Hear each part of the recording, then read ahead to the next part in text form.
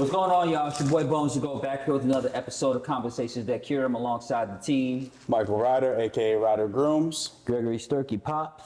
So this is something that we're gonna try to do a little often, as much as we can. But it's kind of like check in with y'all. But I like to ask the question. Well, we ask each other this question often. What did you learn this week, or what did you learn about yourself this week? Start with Ryder. So, I know for myself, the past couple of weeks have been hectic as hell, right? I'm in one of those seasons. Ever since we got back from Vegas, life has just been on a hamster wheel. I've been moving, boy, just constantly. Life has been lifing over the past couple of weeks, and then even this weekend I'm on the road again. So it's like I'm still in that fast forward.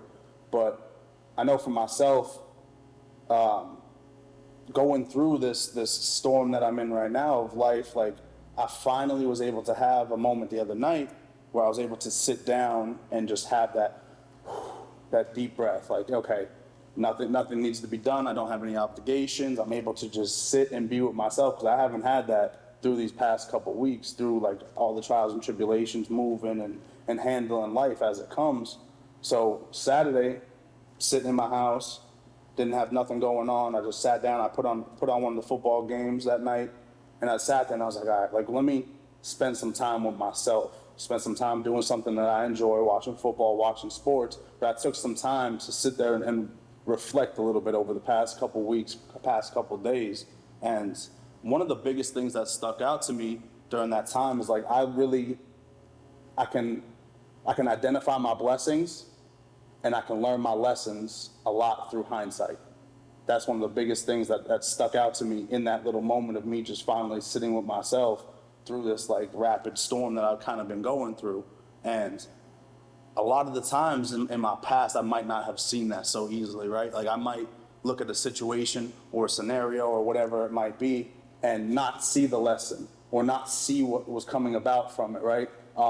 Now I try to take more of those times to sit and be like, okay, what really came about that? Why did I make these decisions? Why did I take these actions? Why did I do these things in the moment? I might not be able to see them in the moment, because a lot of the times we can't. We're heightened through emotion and everything else that won't allow us to really see the purpose of what that moment has for us, right? So for myself, I know that when I sit and I can reflect and look back into hindsight, a lot of the times I'm able to then, like I said, identify the lessons and see the blessings that come from those moments, those situations or scenarios that I might have been going through, you know? So how you learn to kind of just like really like sit in those emotions. Yeah. And like letting it like take its course and making them real. I've learned that like when I'm going through something, let that moment happen. I don't have to find a solution for something in that moment or sit here and be like, oh, okay, like why did this happen right now, right? Like I could take some time. It might be weeks, months, whatever it might be later, but like at some point that situation, what was going on with it needs to be assessed, addressed, and like see what like, okay, can we do better in this situation? Was there something that I missed? Was there something that I contributed to that that caused the situation or whatever it might be, you know? Yeah. What about you, Paul? I'm listening to a writer was saying, this week I had to learn, I realized one thing about myself. There were certain things that I didn't know, like emotions, that I didn't realize I wasn't dealing with. And you said it. I had to learn this week, when something would come over me, don't ignore it. Just sit, be still, and just sit in it. It doesn't mean that what I was feeling, but just to sit there and just be in that moment of what was going on. I would normally automatically say, nah, you're gonna be good, you good, you good, you good. And I realized, just sit there and just feel the emotion that you're dealing with. You don't gotta jump and hurry up and get through it. Just feel it. And when I did that, I went through it quicker instead of trying to fight. And I didn't have to fight through the feeling, because emotions, they come and go. They don't stay long. So I just sat there. And when I was able to sit there and just let it work through, I was able to come through it okay. And I didn't realize I used to fight with it and didn't understand and really didn't know I'm fighting with it and didn't have to fight with it. Just sit there, be still. You don't need an answer right now. You don't need to work it out right now. Just let it flow through. And once I let it flow through, I was more peaceful with it. And I came to that conclusion in understanding this, that the quickest way, I heard this quote that said, the quickest way to success is one step at a time. And my mindset, because of everything that was going on, I felt like I'm in a rush. I gotta hurry up and get to this place in my life. Because when I get to this place, this is gonna happen, this is gonna happen, this is gonna. And I didn't have to hurry up. I just had to learn to be still and take one step and focus on that one step at a time. Because I had called you up and I said to you, when you see a flight of stairs or a mountain, what's the thought in your head? There was a reason why I called you. And you said to me, I prepare. I said, oh. Then I saw this other kid in the gym that I know. I said, when you see a mountain, what's the first thought that comes to your mind? He said, patience. You know, when I saw a mountain, you know what I said to myself? Dang, how am I going to do this? How fast can I get up there? No, not how fast I can get up there. How am I going to be able to do this? And I didn't realize that the whole time, I'm 57 years old, and that's the conversation I was having with myself. Instead of saying, just take one step, I looked at the mountain. I looked at the big size of the mountain and got overwhelmed and stressed The out. quote I heard, the greatest journeys in life start with one step. It started with one step.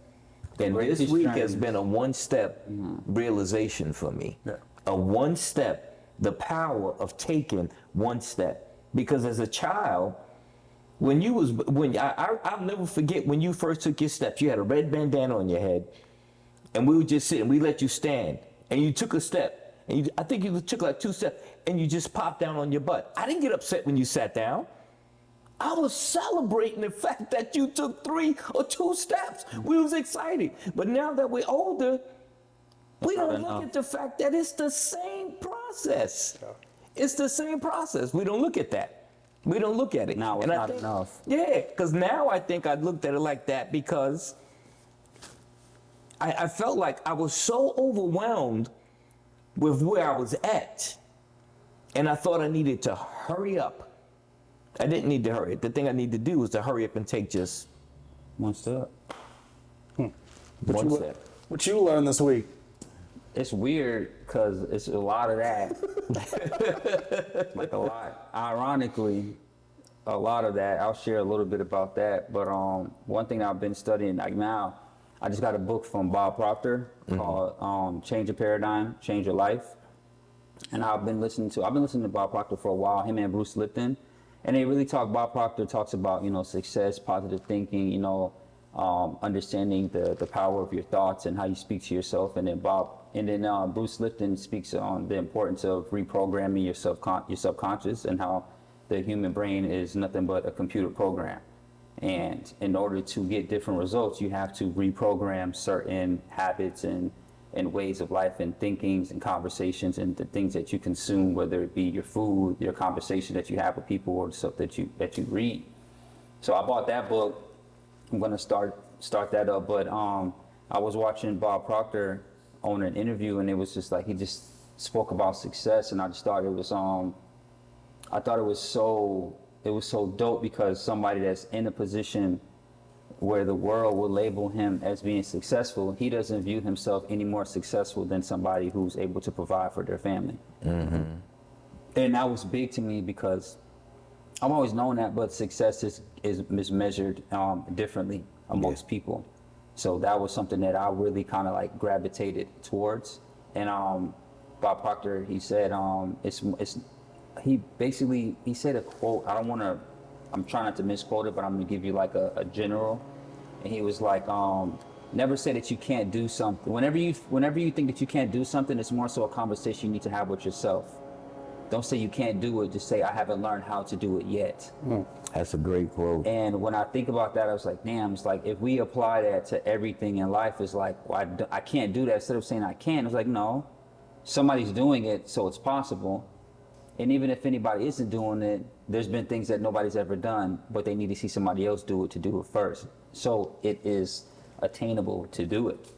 But in reference to when I said that it was similar how we went through some things, I had one of those moments on Tuesday. And a little backstory about it is Chad, she's in a relationship now. She's been in a relationship, a good relationship for the past few years. She's happy. She came to me, she was like, hey, I'm thinking about moving in with the person who I'm in a relationship with. I don't have a problem with the guy, whatever. It's just, it's indifferent, you know? I'm just more so concerned about how, if she's happy and are my kids happy and are they in a safe environment? But as a man, when I got that call, I was already prepared for it. I knew eventually, but that day I didn't do nothing.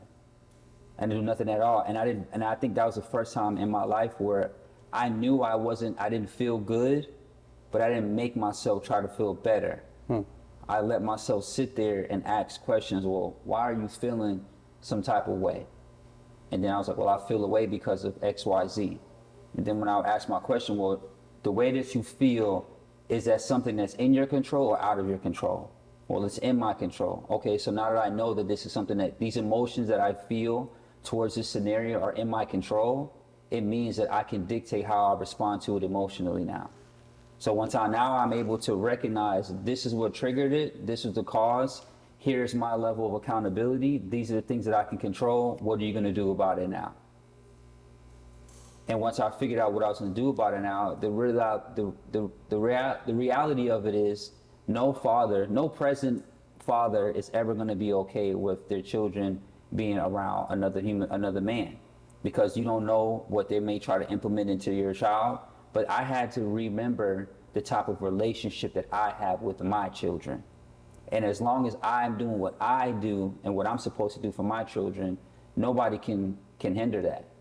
Because I know who I am to my kids. I know that I'm my kid's superhero. I know that I'm their everything. I know that when they see me, they see dad, you know, and they're okay with that. And I had to remind myself, it was like, these are your kids. You take care of these kids. These kids love you. And there isn't anybody that's walking this earth that can change that except for you. And how you respond to situations like this. So what are you going to do? Are you going to allow your ego and maybe some of your insecurities to scream and speak for you? Or are you going to use emotional intelligence, address these things, and act accordingly and set an example of control and peace to your son, to your daughter, and to their mother as well? Because it's not fair to her to make her feel uncomfortable for wanting to do the natural things of life and what a relationship is eventually supposed to do. So when she told me that she wanted to do that, I knew her expectation was backlash from me. She's like, no, hell no. But I told her, I was like, that's not my right to make that decision. I'm not allowed to tell you what you can do right there. I trust you as a mother.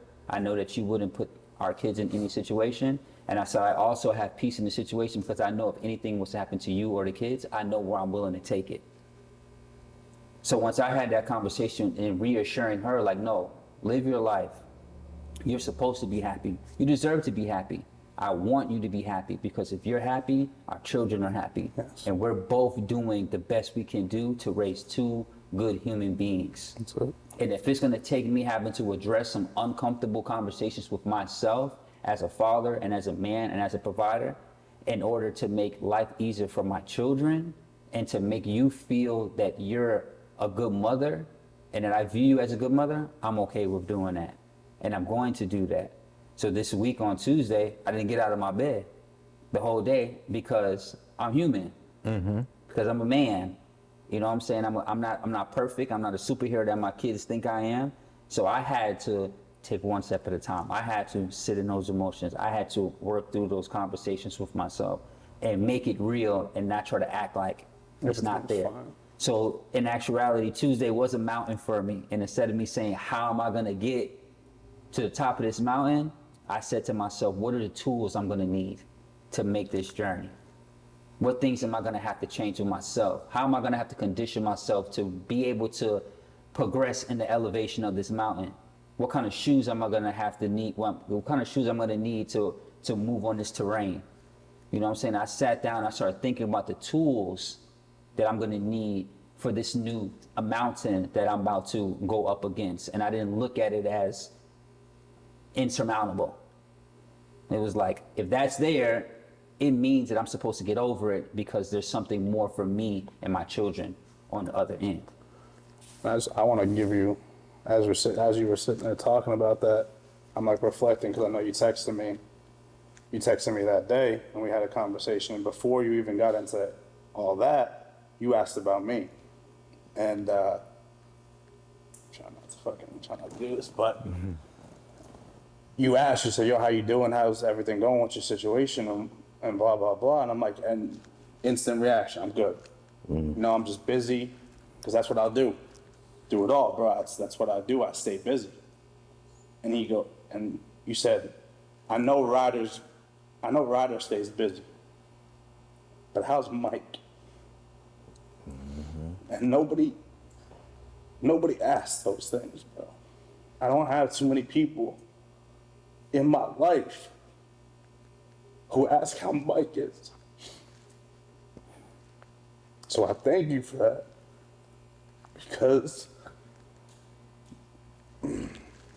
because Ryder can always handle everything.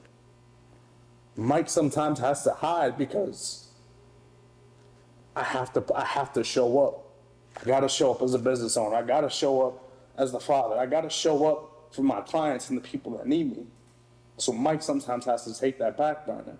So I appreciate you more than you realize when you asked me in that moment. And I almost broke down at work. I was sitting there cutting in with my clients and I almost broke down because in that moment I'm like, yo, how is Mike? How's he been? He's been in the shadows right now. Ryder is the only thing in the forefront right now. But I need him to come out too. I need him to be present if I want to be whole and feel like myself again. So more than anything, I want to thank you for that forever. No, for sure, because I know that battle, you know, and I know as men, it's easy to kind of it's almost expected of us to keep that veil over, Yeah. you know, and not show or not tell anybody I'm going through it right now, and it's not okay. And I feel like as a friend, when you know your people's just going through some stuff, you gotta check on them. Got to, bro. You gotta tap in and check on them, cause I know what I'm going through, and I know what you're going through, and I know what that feels like. I know exactly what it feels like, and I know that when I was going through that, how much it meant to me to have my dad there to talk to me, to tell me what to do. You know, I had other men that was in my life that I could lean on in those moments, because when I first told people that I was like, no, I'm straight, I'm good, and they was like, it's good right now. And I'll never forget Anthony Barber. He said to me, he was like, it's good right now. He said, but that house is gonna get real loud when it gets real quiet. Mm-hmm. And he said, you're gonna have to deal with a lot of things. And he said, it's easy now, I'm telling you. It's because you back in the streets, you can come and go as you please. He said, but when you come home and the kids ain't there, that's when you're gonna have to really start having conversations with yourself. I remember I had a conversation with Fabio. Fabio told me when he got divorced, he said to me, he was like, man, he's like, I'm happy, you know, where I'm at. He said, but he started crying. He's like, but one thing about it is I'll never be able to wake my kids up every single day for the rest of their life. But that's a decision that I had to make for me in order for me to be at peace and for me to be happy and for me to be the father that they deserve for me to be. Because I knew me being here wasn't going to be the best person that I could be for them. And then I also know you're getting into that, your brand is growing, Ryder's growing. So as Ryder Grooms grows, there's a level of expectation for Ryder to always be present. There's an expectation for Ryder to constantly post content. There's an expectation for Ryder to give the best haircuts, to be at the AA meetings, to be at the podcast for Conversations That Cure, for Ryder to be at the gym to uphold this image, for Ryder to be with the shows working with Beard Octane. But I was like, I know Ryder's doing great, but I don't hear nothing about Mike.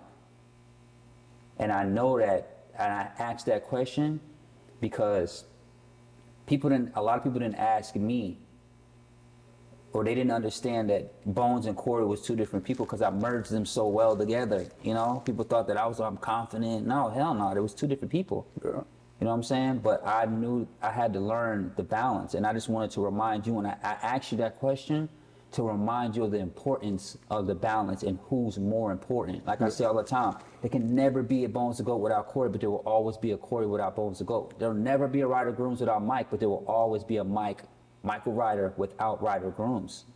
And I feel like if you just keep that in mind, bro, just keep that in mind, and I'm proud of the steps that you're taking to just show up, because it's hard. I know it's hard. It's hard as hell. And I know you ask yourself those questions often, like, did I do the right thing? Was this right? Am I making it? You know who you are. You know what you did, and you know the type of father that you want to be.